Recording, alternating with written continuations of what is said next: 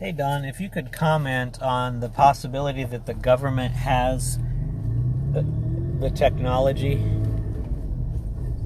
this anti-gravity technology, and that the government or somebody in government has that technology, and if so, do we have evidence that they've been using it or not? It's a rather murky subject line or subject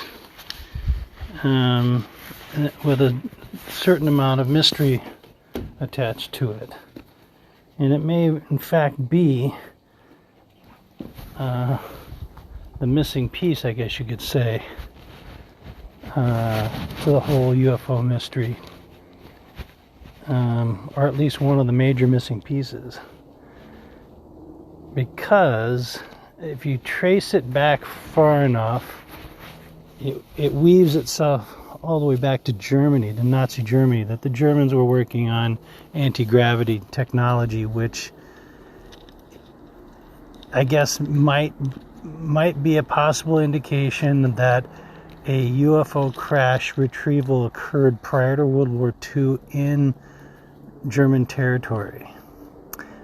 Which I know sounds really like, oh my gosh, another goofy conspiracy story, but there seems to be some physical evidence to that fact and some secrecy associated with it. So why keep something that's a fiction secret is kind of the point of it all.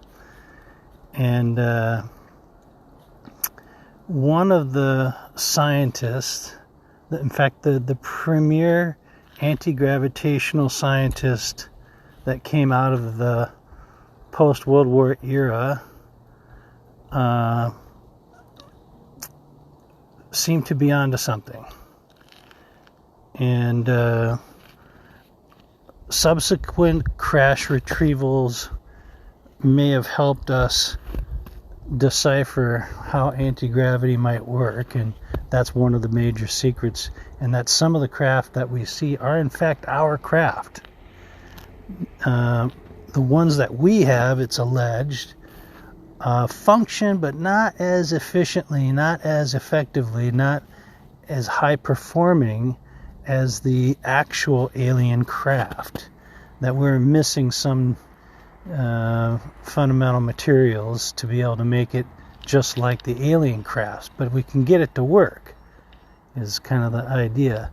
Now, the scientist that was working on it, a very super brainiac genius scientist, he had a son who is alive today and is the premier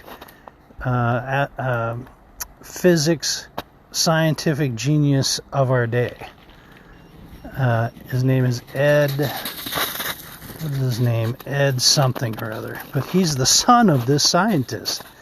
And what's weird is the anti-gravitational scientist, he sort of disappeared in history in effect. That all the work that he was originally associated with and everything with having to do with anti-gravity just evaporated, and there's really hardly any trace of what he was doing, even though he was the number one guy. And it turns out now, many years later, his son, who is more of a genius than he was, this Ed guy, seems to be maybe a part of the shell game, or the sleight of hand game, or the misdirection game, throwing people off of the trail of anti-gravity technology. Which, if you know anything about anti-gravity technology and its predictions, it would be world-changing. That if we had the means by which to defeat gravity in any sort of way, it would be huge on every level, and it would transform our society and probably push us into a